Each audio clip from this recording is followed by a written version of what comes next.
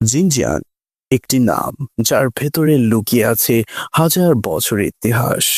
এটা শুধু চীনের একটি অঞ্চল নয়, এটা এমন এক ভূমি যেখানে সাম্রাজ্য এসেছে, ধর্ম ছড়িয়েছে, আর মানুষ বারবার নিজের পরিচয় খুঁজেছে।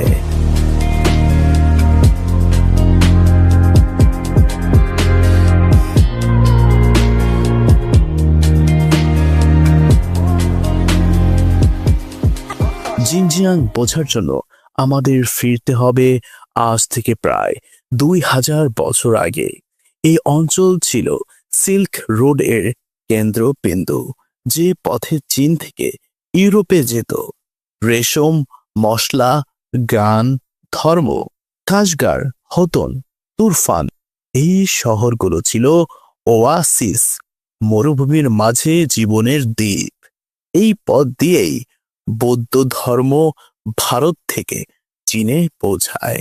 পরে ইসলাম মধ্য এশিয়া হয়ে এখানে আসে।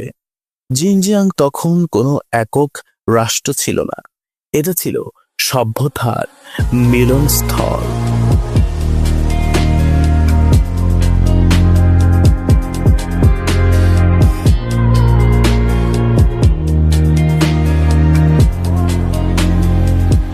মরুভূমি ও পাহাড় কেনই অঞ্চল আলাদা রয়ে গেছে?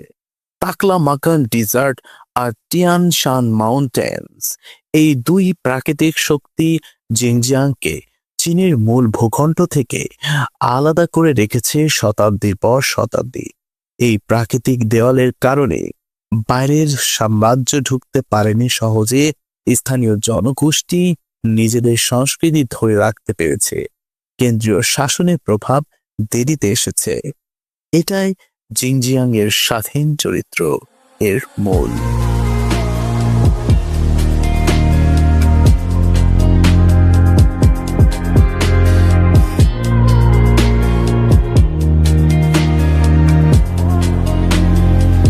ইসলাম ও উইঘুর পরিচয়ের গঠন নবম দশম শতকের দিকে মধ্য এশিয়ার তুর্কি জনগোষ্ঠীর মধ্যে ইসলাম ছড়িয়ে পড়ে।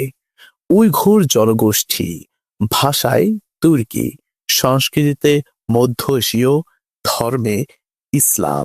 তারা নিজেদের পরিচয় গড়ে তোলে চীনা সভ্যতার বাইরে, কিন্তু তার পাশেই কাশাগার হয়ে ওঠে ধর্মীয় শিক্ষা, বাণিজ্য, সংস্কৃতির কেন্দ্র।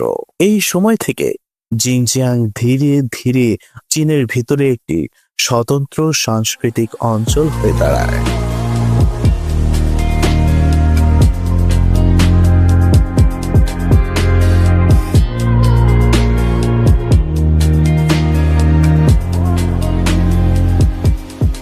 কিং ডাইনেস্টি 18 শতক প্রথমবার এই অঞ্চলকে স্থায়ীভাবে চীনা শাসনের অধীনে আনে। এখান থেকেই শুরু হয় প্রশাসনিক নিয়ন্ত্রণ, সামরিক উপস্থিতি, নামকরণ জিনজিয়াং অর্থাৎ নিউ ফ্রন্টিয়ার। কিন্তু এই নিয়ন্ত্রণ কখনোই সহজ ছিল না। 20 শতকে সাম্রাজ্য পতন, যুদ্ধ, স্বল্প সময়ের স্বাধীন আন্দোলন, শেষ পর্যন্ত 1949 সালে চীনা কমিউনিস্ট সরকার পূর্ণ নিয়ন্ত্রণ নেয়।